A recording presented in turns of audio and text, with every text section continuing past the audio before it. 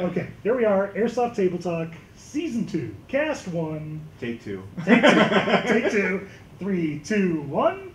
Bring up a good point, because the event you were at sort of culminated into something we didn't expect in that mount site. Really?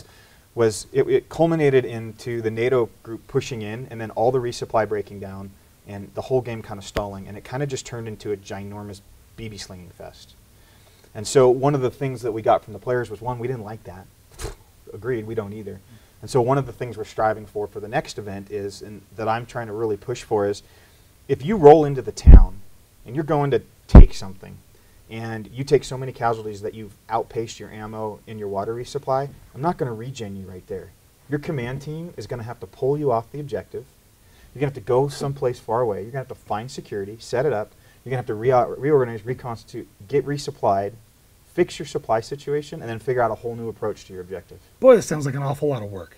Man, it sounds fun. It sounds like an awful lot. I mean, it can be, but I think we really what's enjoy funner? it. What's funner? Is it funner going and having a cool experience, getting your butt kicked, and then coming back and trying a whole new experience on the same area? Or is it much more fun to stand there for 4 hours behind the same building and take that room, but then they assaulted me and take the room back, and then I'm going to take the room back and go back and forth over the same piece of terrain. somebody's admin reviving people to keep the game going, which is never or fun. someone's megaphone is killing you. Right, and that's what we did for that event, because we weren't prepared to deal with that. And so that was like a learning thing for us to say, okay, no, next time, how do we make it even more real world? How do we do the suspension of disbelief? And because a lot of people are in this, I mean, I think, and I could be wrong, but I think there are a lot of people who are interested in Milsim who have a legitimate interest, you know, whatever that may be, in light infantry tactics.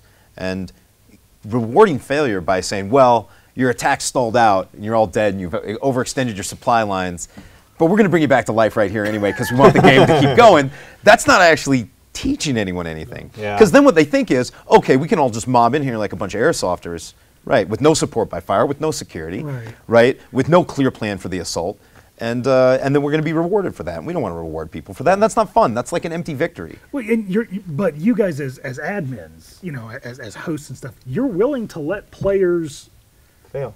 Sure. Fail. Yeah, absolutely. I was going to say suffer, but fail is actually more accurate. Absolutely. I mean, that's what makes they get something back out of that. That's what carves your character. You don't learn from, like what Josh said is, I failed and they gave it to me anyway. Yeah, what do you learn? Oh, I don't have to work for it. Yeah. No, you fail and you come back and you rethink it and you try something different and you learn and you're adaptive and you're agile and you're thinking through and you start to generate creativity on how you're going to deal with the problem. Deal with the problem. Yeah. Absolutely. Maybe that might even pour over into your And as Brian as Brian outlined, like that's a much more, restricting, because we do control the resupply of, your ability to hydrate, your ability to have more ammunition, your ability to revive people in the field. We control all of that at our events. So that's a much more organic way for us to reel a team back than saying like, hey, Neil, can you back your team off a little? Because you don't want to hear that. I know. No. And you don't want to have to tell your guys that. I don't hear that. Right.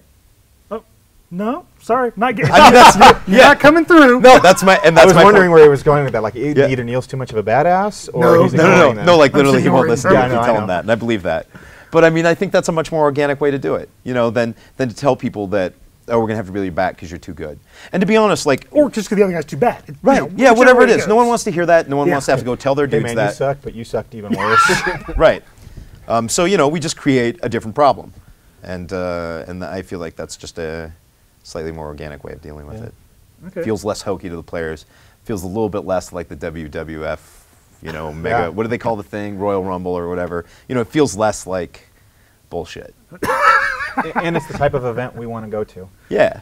And that's actually kind of what draws me. Is I look at events and it's like, do I want to go to this? Sure. People have pointed out, Neil, Atticus, you've never been to a John Liu event. It's because I don't want to. It's nothing against John. He has plenty of people that want to go to that event. John's a great guy. I like John. Okay, I've never met him. Doesn't matter. I want to go to. I know what I want to go to. That's not it. This one is. So that's where I spend my hard-earned shekels. Sure. I mean, that's how I think that's how most people do it. And so we just try and make American entrepreneurship. Yeah, the kind of thing that we want to go to. Yeah. That's the long and the short of it.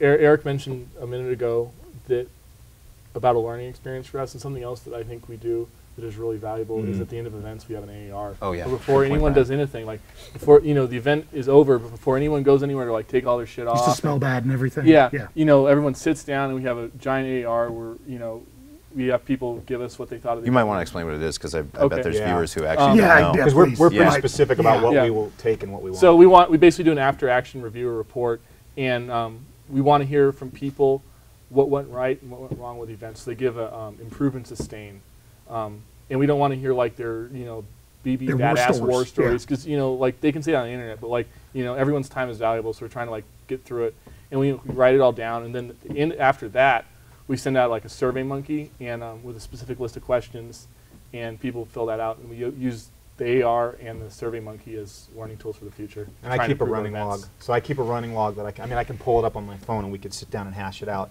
And you can go back to, I think I have the log through Daihl Gate.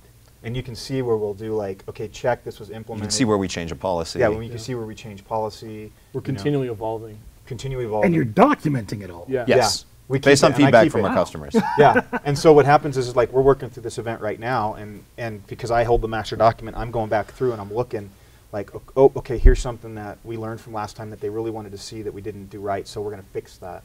That's where things like the DMR rule, the 475 for the MMGs, that's how the mortars have evolved and become better.